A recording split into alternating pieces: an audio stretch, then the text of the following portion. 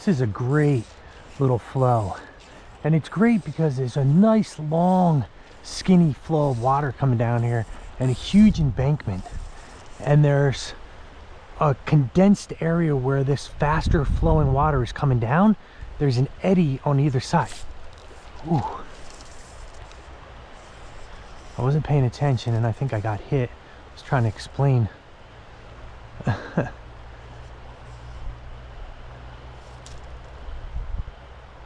All right, let's regroup, make sure my flies are okay. All right, let's try this again. And the reason why it's good is because as the flow is coming down, the trout are all going to be condensed right into this faster flow. They're in there picking bugs off as they kind of drift down through, and over in these eddies really provide a good spot. Ooh. Tiny little.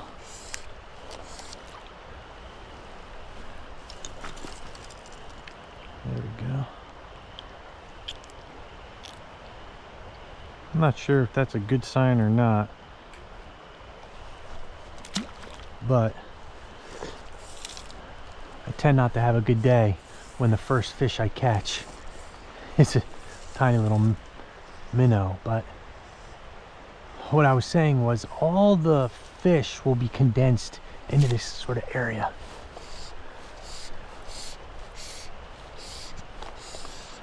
Huh. Little creek chub this time. They're hungry.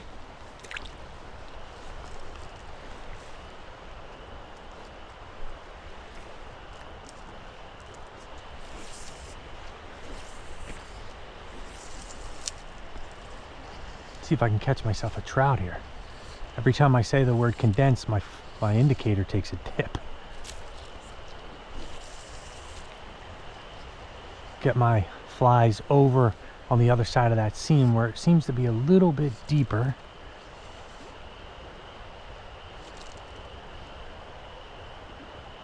Let that drift right on through the back end of this hole. I haven't gotten this far yet.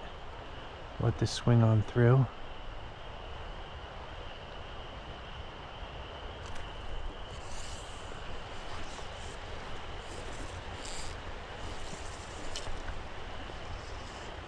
I'm using a tiny little ghost midge and a hover stone. So right now, tail end of winter, stone flies are relatively active. You can actually see one flying right there. And what they'll do is they'll kind of work. Did I lose my flies? Nope. They'll work their way down through these faster riffles and looking for places to kind of grab a hold of in the shallows and climb out. So they're relatively active, moving to different spots, looking for mating spots to climb out and hatch.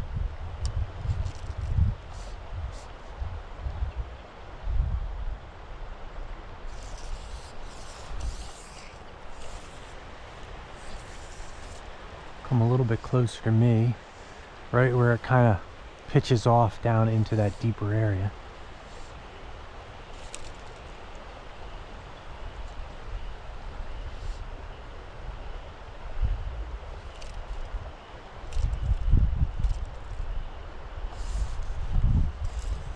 Kind of walk up a little bit, see if I can get my fly higher up into this faster flow, so when it's down in here my flies are actually down into the strike zone.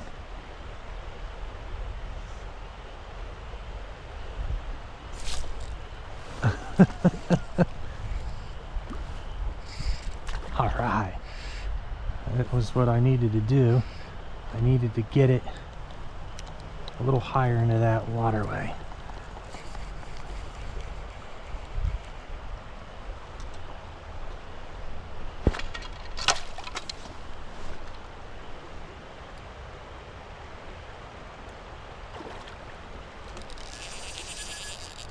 Oh, broke off. Devastating. I had good drag on that too. Let's see if I can't get another one here.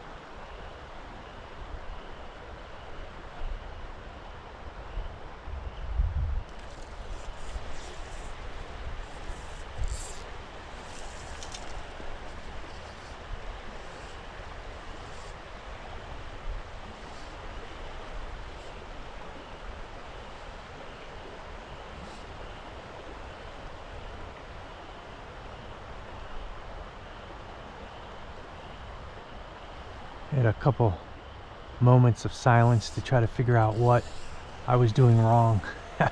And I probably it was just too much drag, just enough that it kind of gave too much tension, allowed it to rip out of the fish's mouth. Let's just see if I can't get a second chance here. I'm sort of working my way over to that other side there.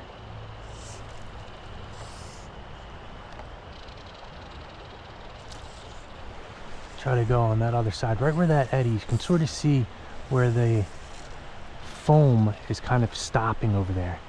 See if I can't get my flies down to that strike zone so when it arrives, shoot.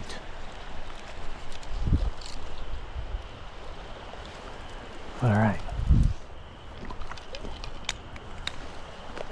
Let's see what kind of mess I'm in. A major mess. So I'm going to go offline for a second. Well, maybe not. I'm going to go offline for a second and I'll come back on if I can't get this in a second here.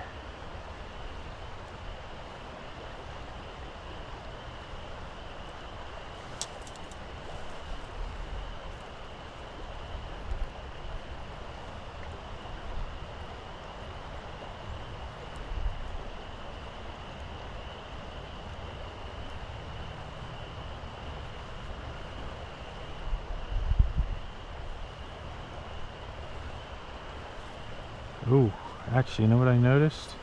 Everything happens for a reason. But I noticed that, no, I thought the fly was, oh, got him. Thought I was tangled up again.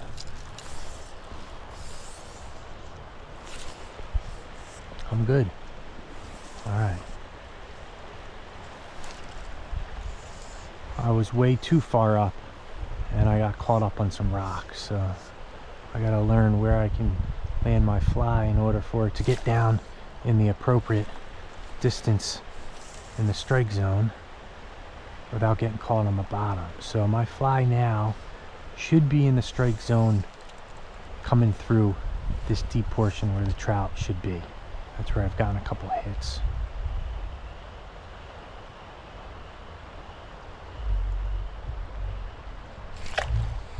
All right.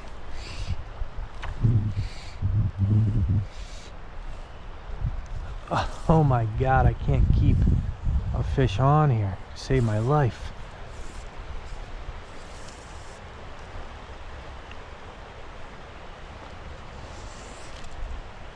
I'm using a really small hook, a size 20 ghost midge, and I think that they're just not hitting it and it's not getting caught in their mouth appropriately. I'm just missing some opportunities. All right, let's see if I can't land one here.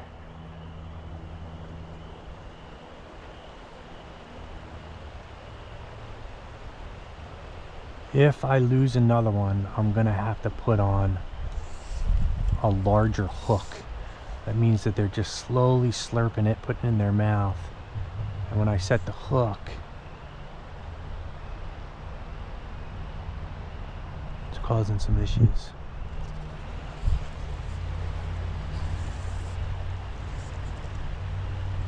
All right, so I have my fly up. Gives it enough time to get down to the strike zone, which is starting right around in here where the fish are kind of hanging out. And I'll let this kind of drift all the way back down in this hole. Let it swing on through here.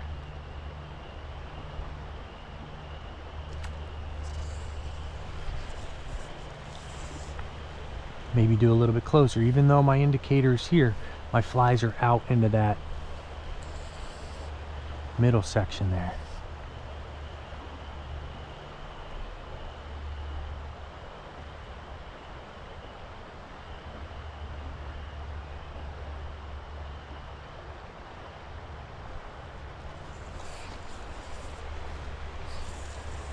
Get it over into that eddy area.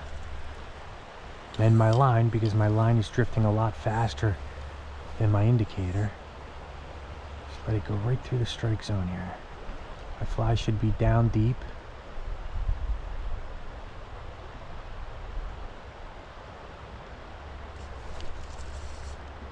Let me let that drift all the way back in there a little bit.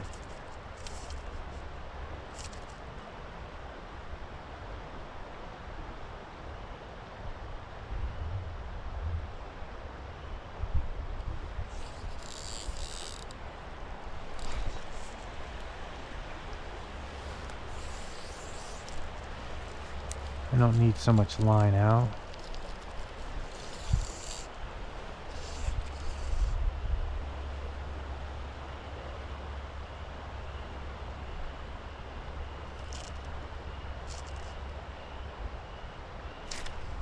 Ooh.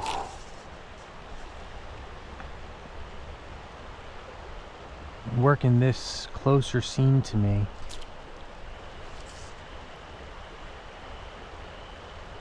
And my thought process is, as these stoneflies are kind of working their way up to the shallow water, the trout are recognizing them. Not so much in the deep area, but as they're approaching the shallow. And if my flies are dragging on the bottom, then the trout will see something moving through the rocks and pick them off, thinking that it's a stonefly nymph trying to get to the bank to hatch. Let that drift on back through there.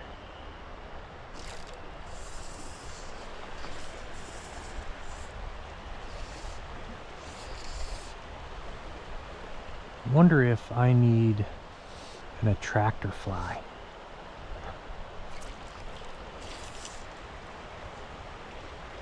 Because both my flies are relatively dark in nature. Maybe I need a fly that kind of catches their eye, and then they see the second fly, which is more natural.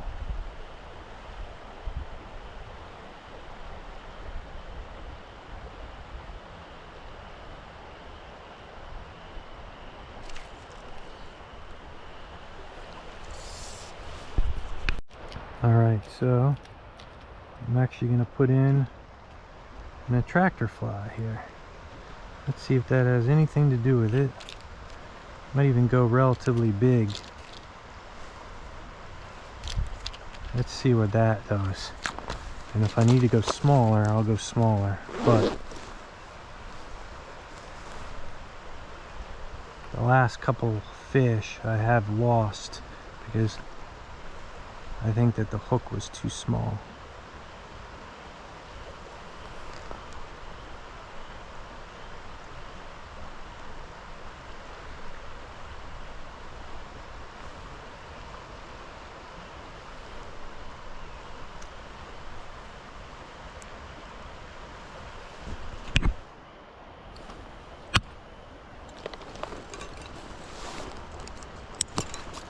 Alright, so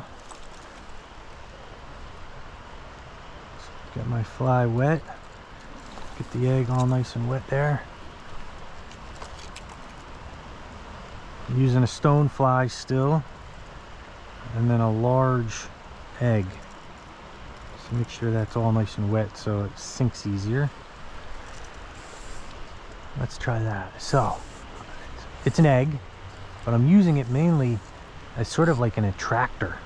So the trout will sort of see that before they see my stonefly, and then they'll go ahead and hit the stonefly. Maybe they'll hit the egg, who knows.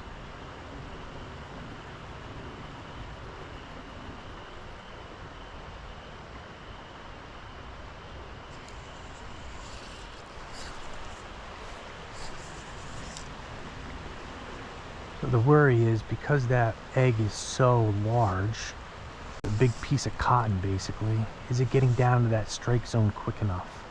I might have to throw on a little bit of a split shot right near the egg to get it down.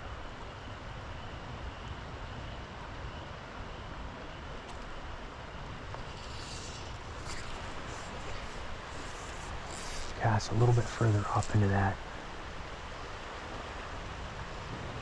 water so it allows it to drift down, so when it's in the strike zone right here, I'll do 2 more drifts like this. And if I don't get anything, then I'll add a split shot to it.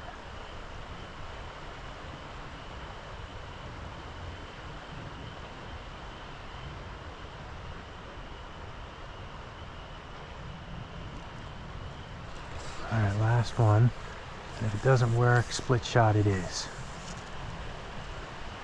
I went a little bit further up, which gives time for my flies to get down into the strike zone. Oh, that doesn't count as a drift. If I don't drift completely, it doesn't count in my mind.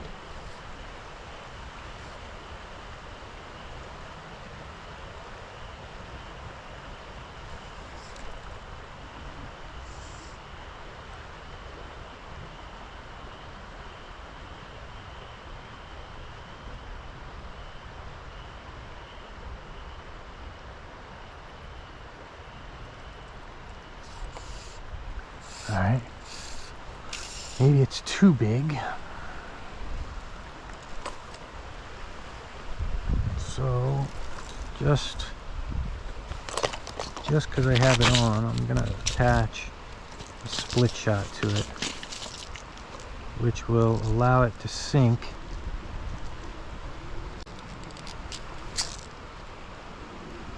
down into that strike zone. And sometimes that's all you need.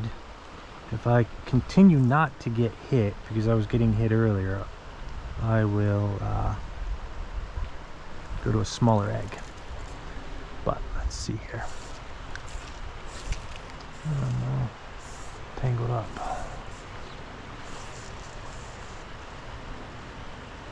So now my fly should sink quicker, and it should be down into that strike zone a lot faster and allow me to drift, increase my chances of getting someone a lot more, as opposed to when it doesn't have a split shot, I have like this much of a window where I could get a trout. So now I'm wondering if maybe, because it keeps getting caught, maybe I'm too deep. It's dragging on the bottom like that. Alright.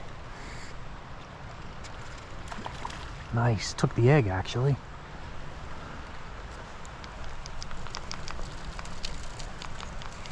So I needed the split shot.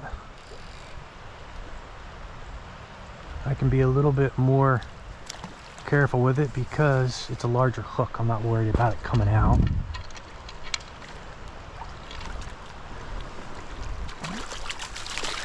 There we go. Nice. That is a really pretty rainbow.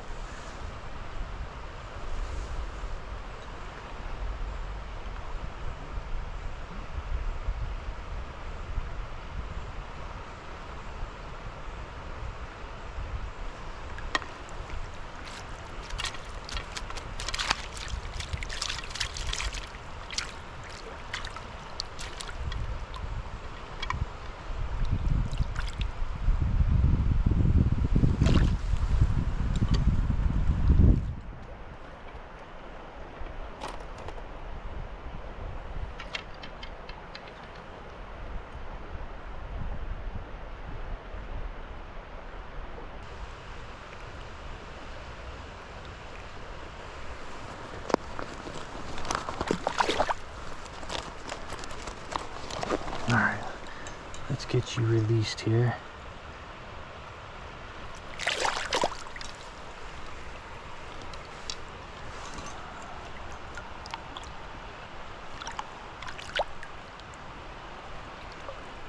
Very pretty.